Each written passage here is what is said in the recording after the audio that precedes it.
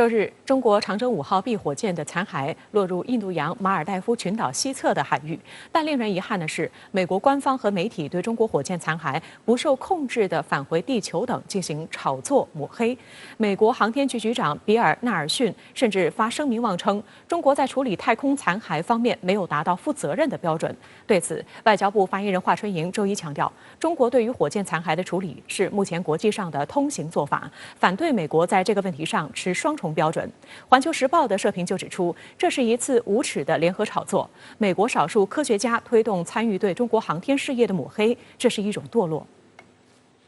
华春莹表示，经向载人航天办公室和中国航天局了解，用于发射航天器的运载火箭经过轨道高度自然衰减，最终载入大气层销毁，这是目前国际上的通行做法。经过监测分析，周日10时24分，火箭的末级已经载入大气层，落入了东经72.47度、北纬2.65度周边海域。截至目前，没有对地面造成危害的报告。而且该火箭末级已经采用了钝化处理的技术，不会在轨道上发生爆炸而产生空间碎片，其末级绝大部分的组件在载入大气层过程中烧蚀销毁，对航空活动以及地面造成危害的概率极小。中方也通过国际合作机制共享载入预测的结果。那么在它载入的过程当中，中方呢也始终对载入的轨迹进行了严密的跟踪，并且提前发布了载入大气层的情况公告。华春莹表示，中方一贯根据国际法和国际惯例开展和平利用外空的活动，愿意就空间碎片问题开展更广泛的国际交流合作，确保外空活动的长期可持续性。但是，美国一些媒体显然有双重标准。在今年3月份，美国的火箭残骸掉落到美国一家农场时，美国的媒体纷纷用流星划过点亮夜空、炫目灯光秀这样的浪漫词汇来描绘和渲染。但是，一到中方就是完全不一样的调门。我也注意到网上的中国网民调侃说也许美国的政客会失忆，但是互联网是有记忆的。我想在这样的一些问题上，各方都应该是客观理性的。我们愿意呢，同包括美国国内的其他国家一起加强在外空利用方面的合作，但是呢，我们也反对在这个问题上也秉持双重标准。过去1周，在有心人士的操弄下，恶意抹黑中国长征5号 B 火箭残骸的闹剧，在美西方的舆论场轮番上演。先是英国《卫报》等媒体渲染威胁说，火箭残骸正以每小时约2.7万公里速度绕地球飞行。从飞行姿态看，火箭残骸已经失控，它有可能对地面造成威胁。CNN 随后跟进称，由于火箭重达22吨，让人担心一旦有碎片坠落在居民区，可能造成破坏。而后，美国国防部也煞有介事地介入，猜测火箭残骸的坠落地可能位于哥斯达黎加等近10个具体国家，甚至还一度讨论是否击落。而美防长也一方面回应说不会击落中国火箭残骸，一方面又引导舆论塑造残骸失控坠落要归咎中国疏失的错误看法。因为是5月份、6月份，拜登政府2022年度的国防预算即将出炉。在这个时期，美国的这个各个军种都喜欢在新的国防预算出台以前为自己分得更多的蛋糕。那么作为美国的太空军，他也希望在这个时候为他自己的这个今后1年的发展争取更多的预算，所以呢，他希望通过炒作这个中国的火箭残骸的威胁这样一个由头，来为自己寻求更多的这个国防预算。事实上，西方媒体宣传口径中所谓失控火箭残骸一词，是为抹黑中国长征5号 B 火箭发射生造的非专业词汇。根据业内人士的说法，所有的火箭残骸都不受控，因为回来的火箭残骸本身没有动力系统，是依靠地球引力经过大气层摩擦达到销毁的目的。这也是目前所有国家的做法，因为火箭的要求就是要把所有的运力用到发射载荷方面。也可以反映出这个美国的一些这个双重标准。那么在火箭残骸这个问题上呢，中国的火箭有残骸，美国的火箭也有残骸，它照样会这个落入到大海或者是陆地上去，也可能会对人类造成危害。那么一样的，那么为什么他不说自己的，特别是美国的这个猎鹰9火箭？这并非西方媒体第一次炒作中国火箭的残骸问题。去年5月成功首飞的长征5号 B 运载火箭，把新一代载人飞船试验船送入太空，西方媒体就大肆炒作所谓中国火箭残骸威胁。当时，中国航天专家邢强博士就表示，火箭本身结构是皮薄馅多，内部燃料在发射过程中消耗后，剩余的火箭壳体质量并不大，而且以铝合金为主的壳体很容易在大气层中焚毁，残骸对地面造成危害的可能性很小。而且，中国运载火箭残骸的飞行轨迹经过科研人员的精密计算，通常残骸的最终落点都在南太平洋，远离了人类活动区域。这些残骸对人员的伤亡呢，这个危害呢是非常低的，比我们通常的出行的时候乘坐交通工具损伤的概率呢要低得多。据中国运载火箭技术研究院微信公众号周一发表的文章透露，一直以来，火箭设计师们还在寻找对策，降低火箭残骸的威胁。近年来的一些试验，让残骸的精准降落和回收成为可能。去年，长征火箭在发射任务外，研制人员给火箭的一个助推器安装了多个降落伞，在坠落过程中，降落伞先后展开，成功控制了助推器坠落时的姿态和方向。火箭设计师钱航介绍，这是我国首次在火箭发射任务中实现残骸信息的实时接收、处理和显示。根据定位到的落点位置，研制人员在25分钟之内就找到了火箭残骸。而此前完成这项工作，短则需要几小时，长则需要数月。环球时报周一的社评表示，美国的这一轮炒作，让中国人和国际社会了解航天发射常识的人，再次看清了美方一些精英的集体小心眼。他们就是对中国航天技术进步太快羡慕嫉妒恨，对几年之后太空中将只有中国空间站在轨运行受不了。其中一些人还想用他们制造的噪音阻挠干扰中国接下来围绕空间站建设的密集发射，一边骂着中国发泄情绪，一边争取实现他们的图谋。中国没有讨好美国和西方舆论的义务，我们根据国际规则和中国的权利做事。华盛顿和他的盟友不具有裁判权，对他们的胡搅蛮缠，我们最正确的态度就是鄙视。可以预见，在2025年以后相当长一个时间段内，那么中国的这个天宫空间站将成为世界上唯一运行的在轨运行的空间站。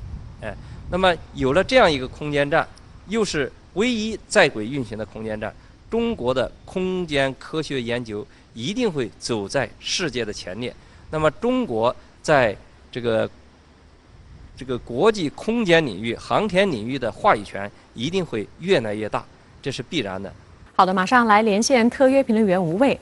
吴先生你好，那么长征5号 B 遥2运载火箭星1级火箭残骸9号坠入印度洋马尔代夫附近海域，未造成附带损伤，但西方舆论呢却对所谓中国火箭不可控坠落多有抹黑，甚至美国国家宇航局局长也公开指责中方作业不规范。那您对此怎么来看呢？是的，刘芳，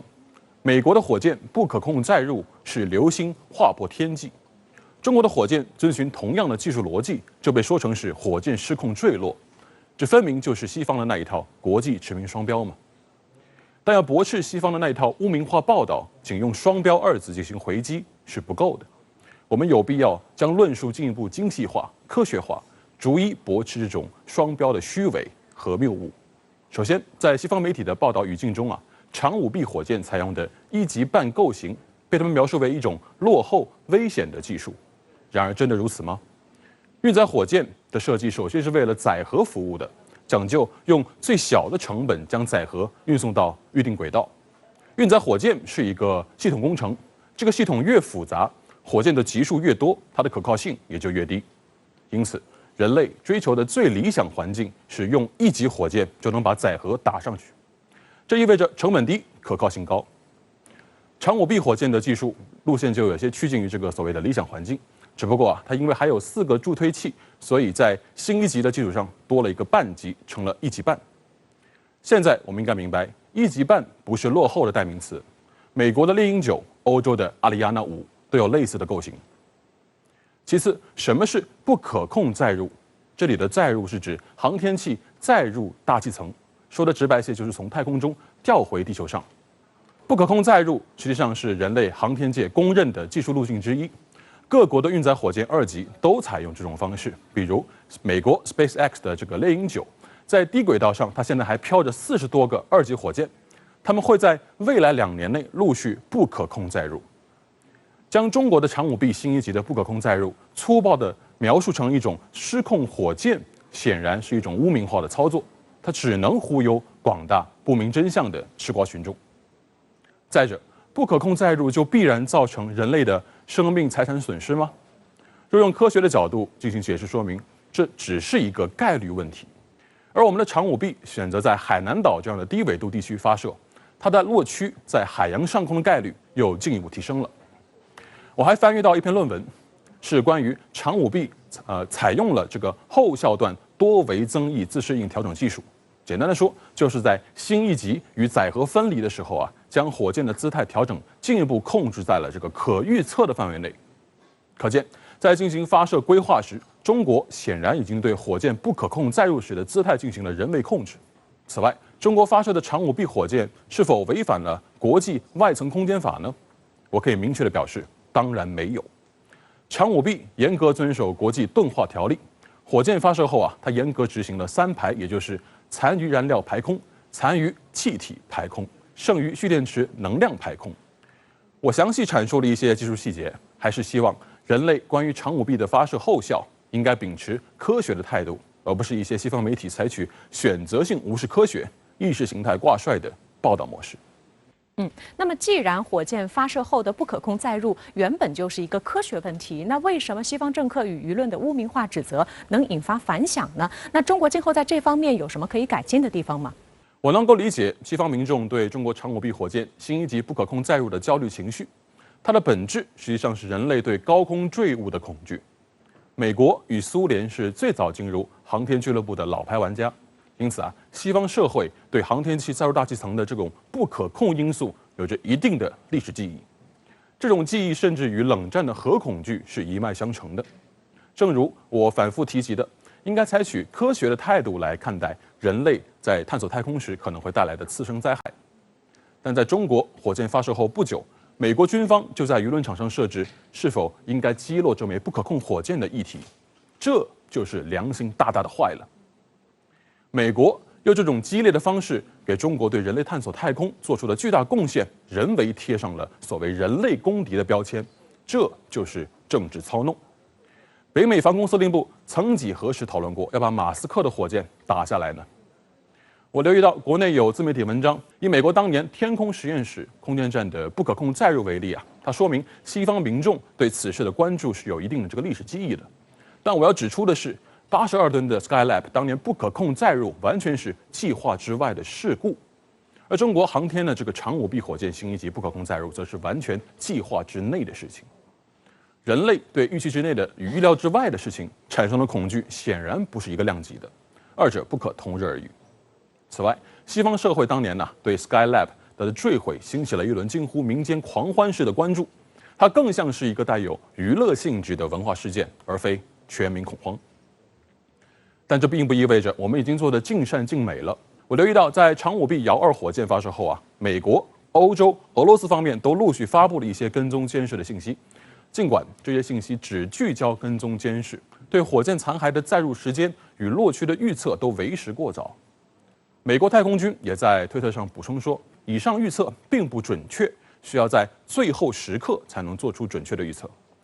中国航天部门只是在最后时刻发布了火箭残骸的载入时间与落区的经纬度预测。某种程度上，我认为咱们的科学家与相关部门有些太实诚了，只在能够做出精确预测的时刻公布相关情况。虽然这是符合科学精神的，却容易在舆论的斗争中将先机拱手让给别有用心的国家。